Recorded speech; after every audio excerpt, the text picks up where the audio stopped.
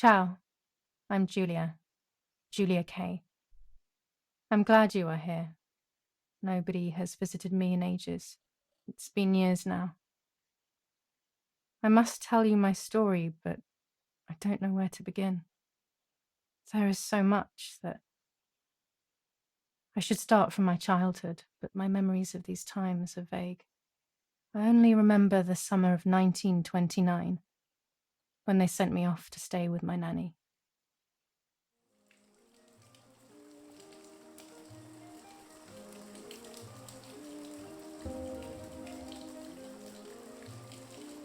Nanny, will you tell me the story of the White Lady? No, little sparrow. Not tonight. A fog is coming, see? Yes. I know that when it's foggy, the lady kills young women. But why is she so evil? You see, Julia, pain and suffering can make us do evil things, even if we're not actually bad. Just like soldiers have to kill other soldiers. I like the lady, I've decided, Nanny. She must be in so much pain. The poor dear. She still scares me a little, though. Soon I'll be a young woman, and she could kill me. Does she kill those who love her? Of course not. That makes me feel better because I love her. But what about Martha? Would she be in danger? Your sister is with your mother, so do not worry. Do you miss them? No. I mean, yes, I miss Martha a little, but I love spending time with you. Now, go to sleep, little sparrow. It's getting late. Okay, Nanny. I'll go to sleep and dream of the lady. Was she beautiful? She was beautiful. Yes, very much so. Then she'll be beautiful in my dreams. And will I be beautiful just like her? You'll be even more beautiful. Listen, Nanny. Since the lady won't harm me because I love her, and since you're not a young woman, could you tell me her story, even if it's foggy outside? Please. Oh, please, then I'll sleep. I promise. Oh, all right. You always get your own way.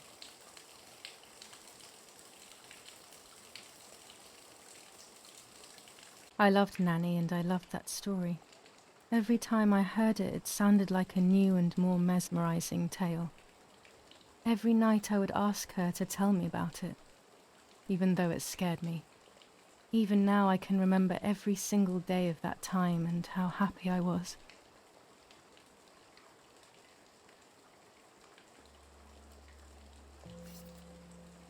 According to an ancient legend, the lakes of the area are haunted by the spirit of a young woman who was killed by the man she loved.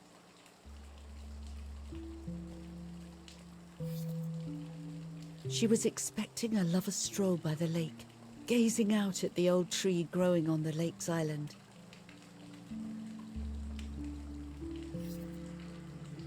So much hope and desire, but death, not love, was awaiting her.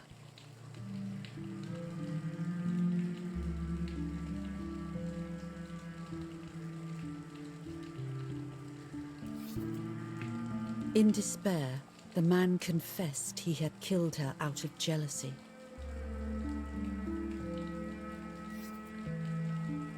So he was hanged on the small island, in the middle of the very same lake where he had killed the girl.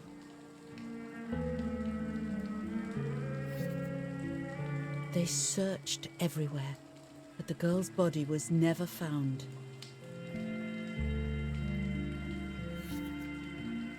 Since then, her spirit, known as the White Lady, has been imprisoned in the depths of the lake.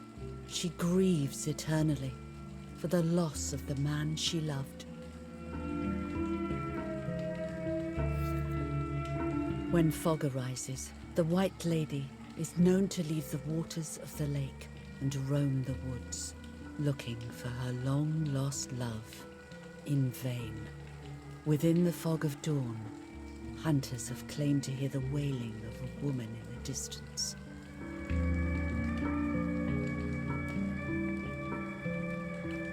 I'm a little scared of this story. even though I like the lady. Should I stop reading, my little sparrow? No, Nanny. Daddy always tells me that fear must be faced. Go ahead. Okay, honey.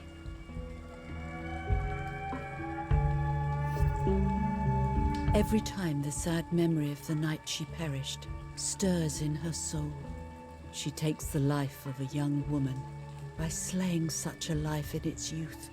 Even just for an instant, the lady feels free from the burden of her pain.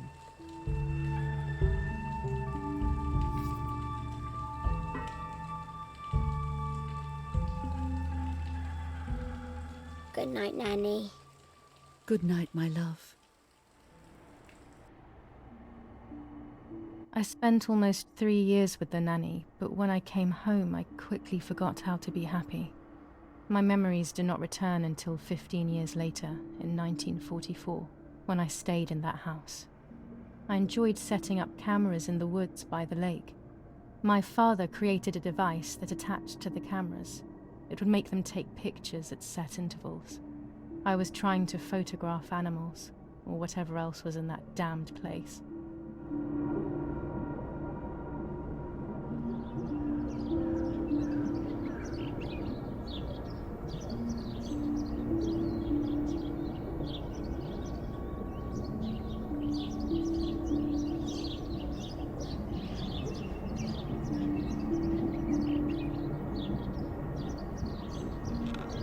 Reel off the film.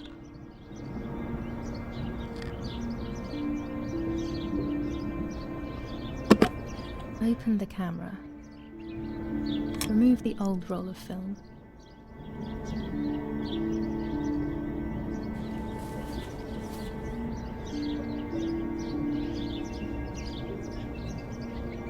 Put the new film in.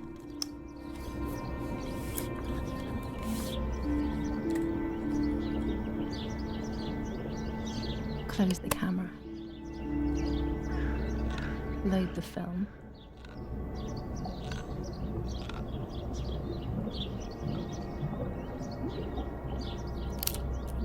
Activate the timer.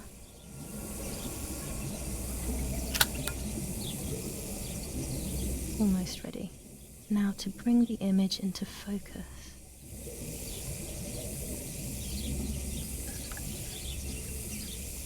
There's something floating on the surface of the water. If I frame it better, I might be able to see what it is.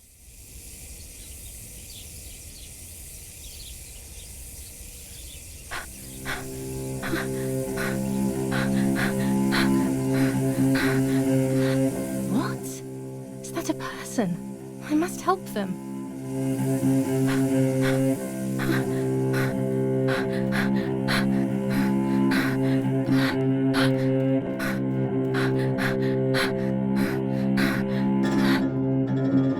I was horrified at the idea that someone might have drowned in my lake. The lake was my world, where I would spend entire days daydreaming. I would lose myself in my thoughts, but that was a rude awakening. So terrible.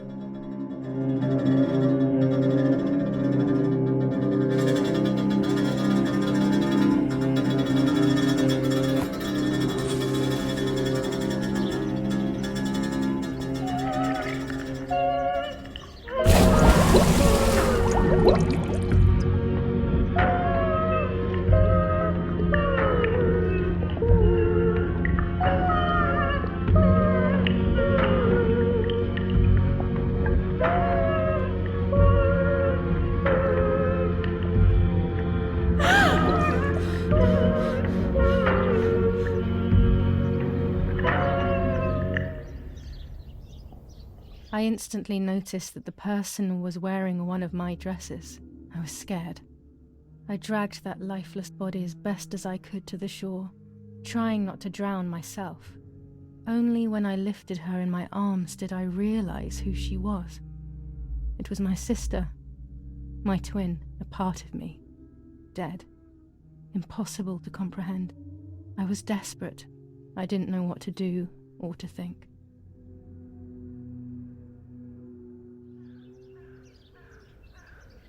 I have to stay calm. Martha is not dead. It's not possible. It's not true. There's no need to worry.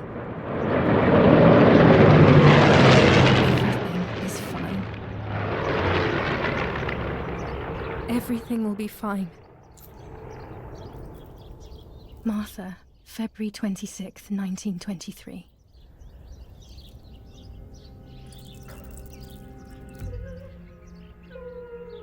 Is everything okay?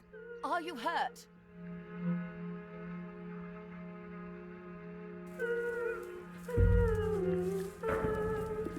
What are you doing? Go, Eric! Run! My parents ran towards me. My mother hugged me. She, who detested me, was now cuddling me.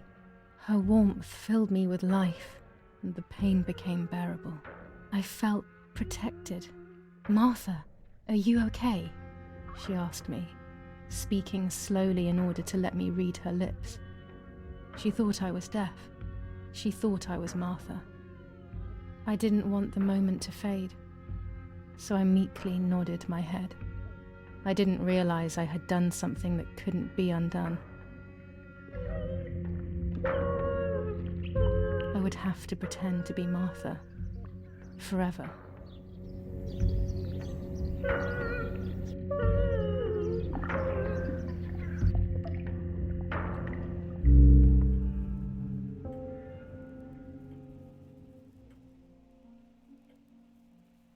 O Lord, who gives life to the dying, let your sacrifice of love be offered for Martha's soul.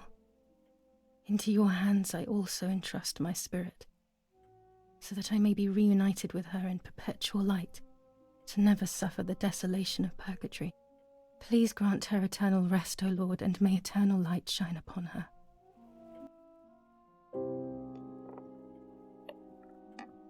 Eric, did you remember to light the candles in the hall? People will be here soon. Mummy always finds something for everyone to do.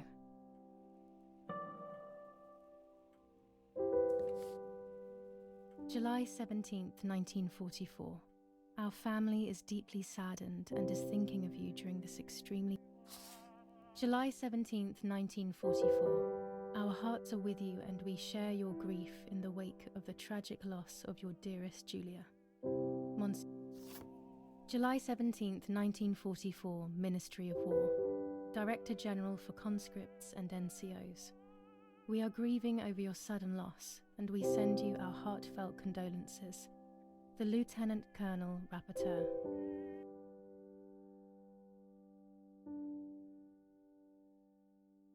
An old painting. I find it so sad. It communicates a sense of deep solitude to me.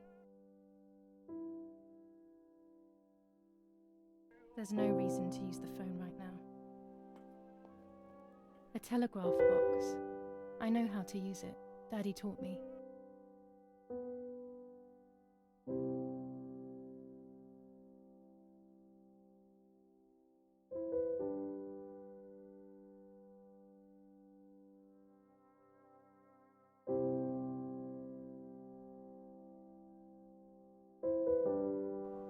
Daddy must be devastated.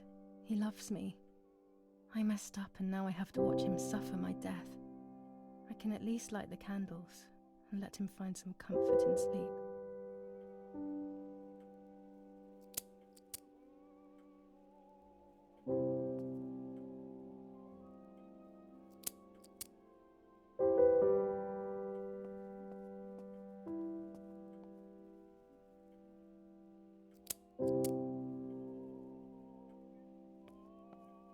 When you're done, can you come and get the flowers, please? Or send Martha if you like. Never a moment's peace. Even at a time like this, she can't sit still for a second. Daddy's oboe.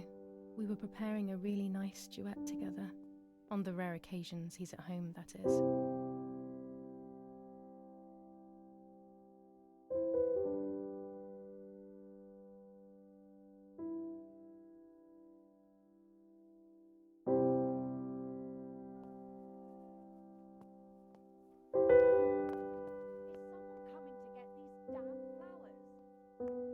When Mummy asks for something, there's no escaping it.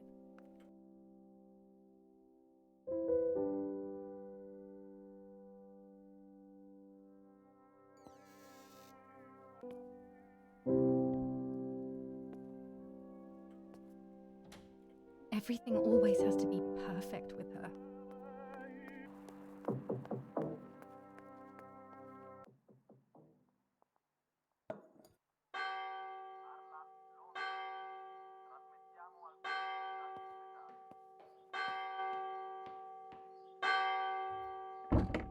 What's happening?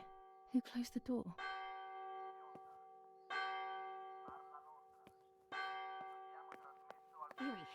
Erich, wake up. Do you think it's appropriate to sleep here, of all places? What? Yes. I must have fallen asleep. What are they talking about? You can't stay here forever. Why don't you go to bed? No. I want to stay with my daughter. Your daughter? Your daughter? You have another daughter, you know. The one who's still alive. Remember? What are you talking about, Irene? Julia is dead. What kind of comment is that? How can you? You should be thinking about Martha. Julia harmed Martha. You know that, right? And as if that were not enough, she has now also abandoned her. It's the same old story. Everything is always Julia's fault, isn't it? Her fault for Martha being deaf and for you being infertile. Do you think it's the right time for this? Julia is dead, Irene. Dead. Someone killed her. Do you realize that? Of course I realize. I get it. Do you think I'm stupid? No one understands it better than me. She always brought problems. Only problems. It would have been better if she hadn't been born at all. You're crazy. I'm the crazy one? Me?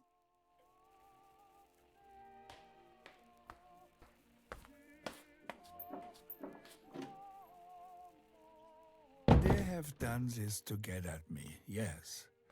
Your death is all my fault. All I could ever do for you was hurt you, Julia. My poor, sweet, crazy girl. What will I do without you? What will life be like now? All the time I didn't spend with you. But now I'm home. We can go fishing together. We can take pictures of butterflies. No. We can't do anything together anymore, can we? Nothing. I miss you, Julia. I miss you.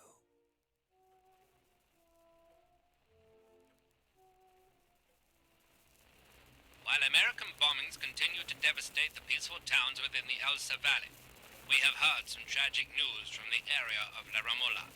The young daughter of German Army General EVGA was murdered near her home. What possible reason could there have been behind such a cowardly act? This is what the Carabinieri, who immediately intervened, hope to find out.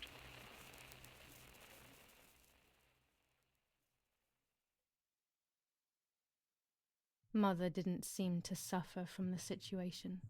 All she cared about was that my death was so painful for Martha.